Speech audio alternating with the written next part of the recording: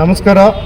ಇವತ್ತು ಪತ್ರಿಕೆ ಪ್ರಕಟಣೆ ಮಾಡ್ತಕ್ಕಂಥ ಉದ್ದೇಶ ಏನಪ್ಪ ಅಂದರೆ, ಸುಮಾರು 2000 ವರ್ಷ ಇಸ್ವಿಯಲ್ಲಿ ಸರ್ವೆ ನಂಬರ್ 27-28ರಲ್ಲಿ ಸ್ಲಮ್ ಬೋರ್ಡ್ ವತಿಯಿಂದ 52 ಕ್ವಾರ್ಟರ್ಸ್ಗಳು ನಿರ್ಮಾಣ ಆಗಿರ್ತವೆ. ಅಲ್ಲಿ ಸುಮಾರು 20 ವರ್ಷಗಳಿಂದ ಜನ ವಾಸ ಮಾಡ್ತಿರ್ತಾರೆ. ಅವರಿಗೆ ಯಾವುದೇ ರೀತಿಯ ಮೂಲಭೂತ ಸೌಕರ್ಯಗಳಿರೋದಿಲ್ಲ, ಮತ್ತು ಲೈಟ್ ವ್ಯವಸ್ಥೆ ಇರೋದಿಲ್ಲ, ರೋಡ್ ವ್ಯವಸ್ಥೆ ಇರೋದಿಲ್ಲ, ಒಳಚರಂಡಿ ವ್ಯವಸ್ಥೆಗಳಿರುವುದಿಲ್ಲ. ಮತ್ತು ಇಂಪಾರ್ಟೆಂಟಾಗಿ ಅಲ್ಲಿರ್ತಕ್ಕಂಥ ಜನರಿಗೆ ಹಕ್ಕುಪತ್ರಗಳು ಇವರು ಕೊಟ್ಟಿರುವುದಿಲ್ಲ ಅಂತ ಹೇಳಕ್ಕೆ ಇಷ್ಟಪಡ್ತೀನಿ. ಎರಡನೇದು ವಿಷಯ ಏನಪ್ಪ ಅಂದರೆ, ಅಲ್ಲೇ ಇರ್ತಕ್ಕಂಥ ಆಶ್ರಯ ಯೋಜನೆಯಲ್ಲಿ ಆಗಿರ್ತಕ್ಕಂಥ 600ರಿಂದ 700 ಮನೆಗಳು ಖಾಲಿ ಬಿದ್ದಿರ್ತವೆ.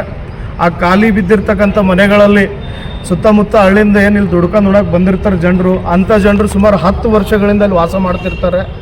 ಅಂಥ ಜನರಿಗೂ ಸಹ ಯಾವುದೇ ರೀತಿಯಿಂದ ಪರಿಚಯ ಪತ್ರ ಆಗಲಿ, ಹಂಚಿಕೆ ಪತ್ರ ಆಗಲಿ, ಹಕ್ಕು ಪತ್ರಗಳಾಗಲಿ ಅವರು ಕೊಟ್ಟಿರುವುದಿಲ್ಲ.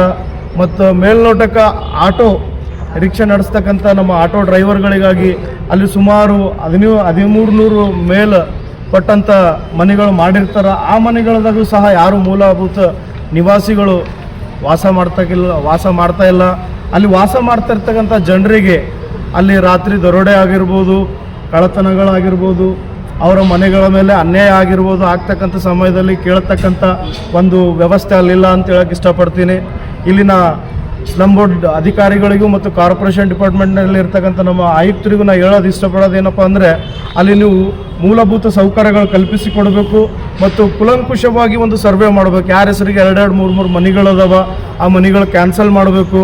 ಮತ್ತು ಅಲ್ಲೇ ಇರ್ತಕ್ಕಂಥ ನಿವಾಸಿಗಳಿಗೆ ಈಗೇನು ಸದ್ಯ ವಾಸ ಮಾಡಕತ್ತಾರ ಅಂಥವರಿಗೆ ಹಂಚಿಕೆ ಪತ್ರ ಅಥವಾ ಹಕ್ಕು ಪತ್ರ ಕೊಟ್ಟು ಅವ್ರಿಗೆ ಮುಂದೆ ಸಾಗಲಿಕ್ಕೆ ಅಥವಾ ಮನೆಗಳು ರಿಪೇರಿ ಮಾಡಿಕೊಳ್ಳಿಕ್ಕೆ ಅವ್ರ ಜೀವನಕ್ಕೊಂದು ರೂಪರೇಷೆ ಮಾಡಿಕೊಡ್ಬೇಕಂತ ನಮ್ಮಲ್ಲಿ ಕೇಳ್ಕೊಳ್ತೇನೆ.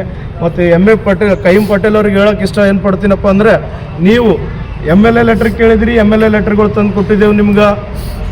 ಕನಿಷ್ ಫಾತಿಮಾ ಮೇಡಮ್ ಅವರು ಸಹ ಅದಕ್ಕೆ ಭಾಳಷ್ಟು ಅನುಕೂಲ ಮಾಡಿಕೊಟ್ಟರು. 2 ಸರಿ ಲೆಟರ್ ಪ್ಯಾಡ್ಗಳು ಕೊಟ್ಟರು ಅವರು. ಮತ್ತು ದಕ್ಷಿಣ ಮತಕ್ಷೇತ್ರದ MLA ಆಗಿರ್ತಕ್ಕಂಥ ಅಲ್ಲಂ ಪ್ರಭು ಪಾಟೀಲ್ರು ಸಹ ಅದಕ್ಕೆ ತಮ್ಮ ಒಂದು ಲೆಟರ್ ಪ್ಯಾಡ್ ಕೊಡುವಂಥ ಮುಖಾಂತರ ಮತ್ತು ಲಿಸ್ಟ್ ಮಾಡಿ ಇಷ್ಟು ಜನಗಳಿಗೆ ನೀವು ಹಕ್ಕುಪತ್ರ ಕೊಡ್ರಿ ಅಂತ ಹೇಳ್ಕಿಂತ ಅನುಮೋದನೆ ನೀಡ್ತೀನಿ ಅಂತ ಸಹ ಅವ್ರು ಹೇಳಿದರು. ಆದರೂ ಸಹ ನೀವು ಕಿವಿಗೆ ಹಾಕಕ್ಕೆ ರೆಡಿ ಇಲ್ಲ. ಆದ್ದರಿಂದ ಈ ಒಂದು ಹೋರಾಟ ಮುಂಬರ್ತಕ್ಕಂಥ ದಿನಗಳಲ್ಲಿ ಭಾಳ ಉಗ್ರವಾಗಿ ಮಾಡಲ್ಪಡ್ತದೆ. ಮೇ ಬಿ ಕೈಮ್ ಪಾಟೀಲ್ ಅವ್ರ ಶವಯಾತ್ರೆ ನಾವು ಮಾಡ್ಬೋದಾಗ್ತದೆ.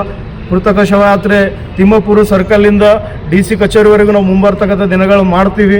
ಯಾಕಪ್ಪ ಅಂದರೆ, ನೀವು ಮಾಡ್ತಕ್ಕಂಥ ಅನ್ಯಾಯ ಹೆಂಗಾಗಿದೆ ಅಂದರೆ, ಸತ್ಯಾಣದ ಮುಂದೆ ಕುಂತು ನಾವು ಆಗ್ತಂಗಾಗಿದೆ. ಅದು ಕೇಳಲಿಕ್ಕಿಲ್ಲ, ಮಾತಾಡಲಿಕ್ಕಿಲ್ಲ, ಅದು ಮುಂದೆ ಎದ್ದು ಬರಲಿಕ್ಕಿಲ್ಲ. ನೀವು ಸಹ ಸತ್ಯಾಣದ ಪ್ರಕಾರ ಆಗಿರಿ. ಇವತ್ತು ಜನರ ಕಿವಿಲಿಂದ ಎಷ್ಟೋ ಮಾತುಗಳು ಆಡಾಕತ್ತಾರ.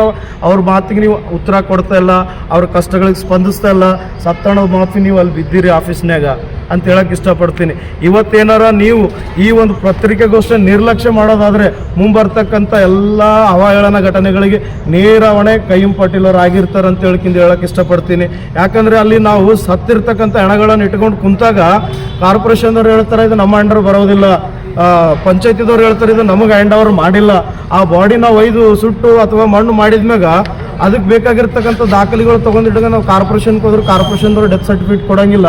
ನೀವು ಪಂಚಾಯತಿಗೆ ಹೋಗ್ರಿ ಅಂತಾರೆ, ಪಂಚಾಯತಿದವ್ರು ಇನ್ನೂ ನಂಬಲ್ಲಿ ಸೇರ್ಪಡೆನೇ ಆಗಿಲ್ಲ. ಇದು ಅವ್ರಿಗೆ ಸೇರ್ಪಡೆ ಮಾಡೋಕೆ ಹೇಳಿದ್ರೆ ನಾವು ಕೊಡ್ತೀವಿ ಅಂತ ಹೇಳ್ತಾರೆ.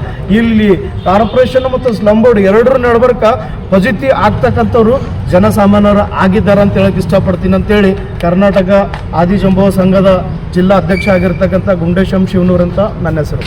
ಓಕೆ.